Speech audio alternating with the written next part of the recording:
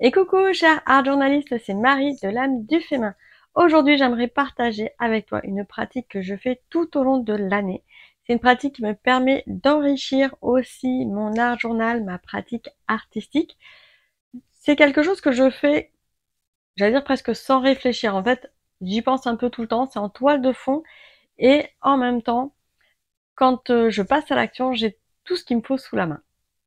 Alors, qu'est-ce que c'est exactement? Eh bien, ma pratique, c'est de glaner des petites choses, des bidouilles, des bidules, des, tout ce que je peux trouver qui pourrait potentiellement être utilisé dans mon art journal.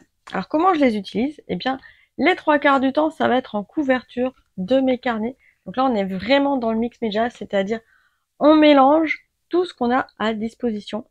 Ici, sur cette couverture d'Art Journal, eh bien, on voit des embellissements métalliques, des rubans, des, des petits brillants, des perles, des billes, des fils que j'ai fait en ressort ici.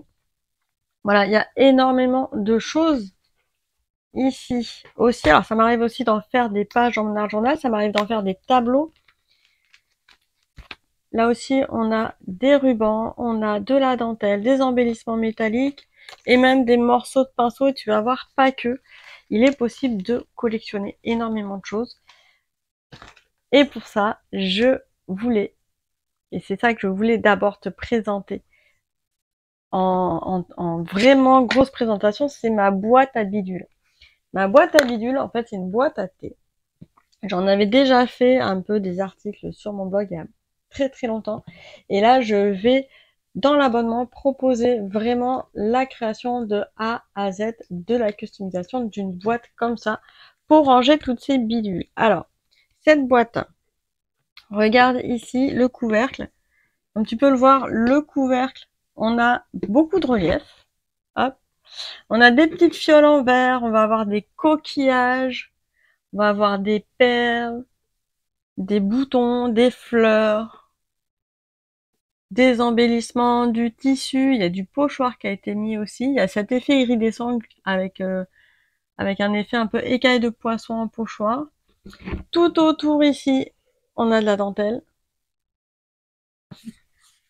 Voilà.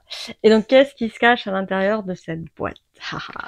Eh bien, ce sont toutes mes collectes. Alors, tu vois, ici, j'ai même mis du velours autocollant. Ça se trouve en boîte, en magasin de bricolage. Et là, j'ai plein de bidouilles. Alors, tu vois, c'est pas super bien rangé. Normal, c'est un truc de créative. Je vais plus te montrer. Donc, les bidouilles qu'on a ici, je vais avoir des embellissements de vieilles montres. J'ai les fils de fer.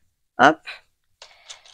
Je vais avoir, voilà, des petites breloques récupérées, des fois de colliers, de choses comme ça. Des embellissements que j'ai vus avec des bouquets de fleurs.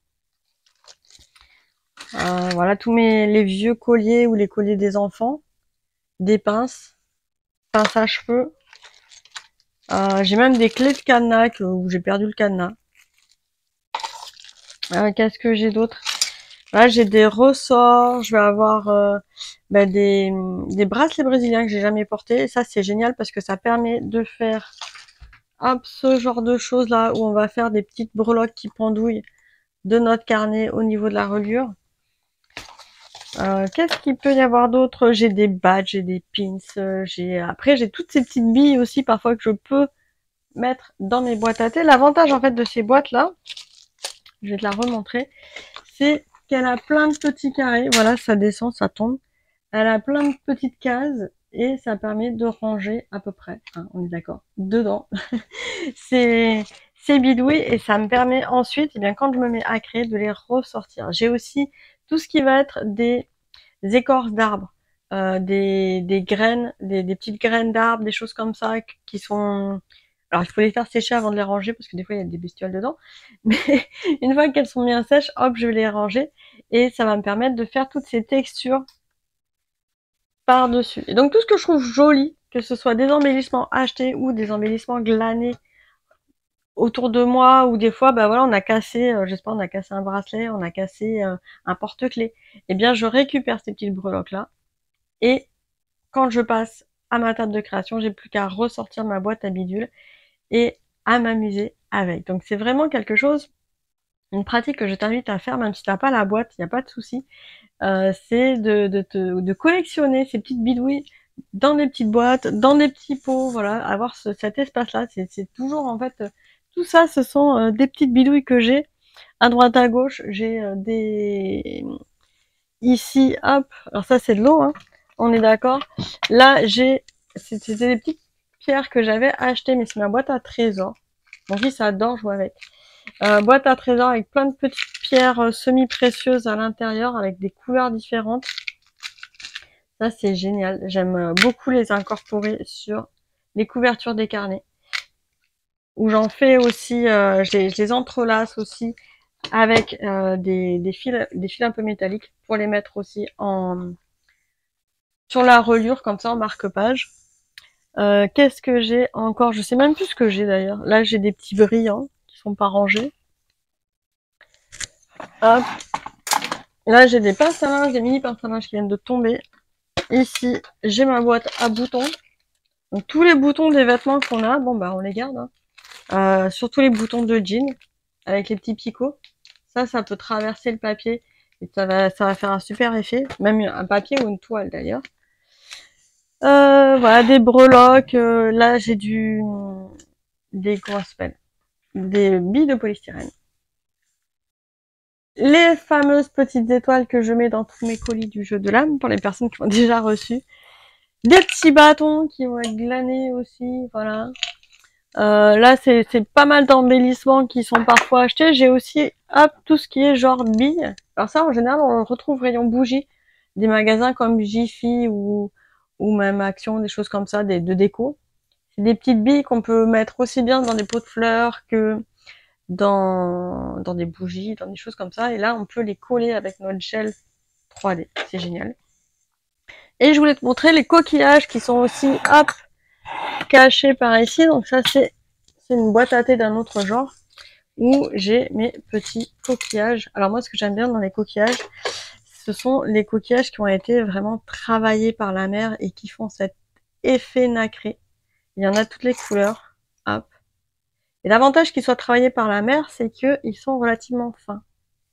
Donc c'est plus sympa de pouvoir les incorporer dans notre art journal ou au moins sur la couverture des carnets.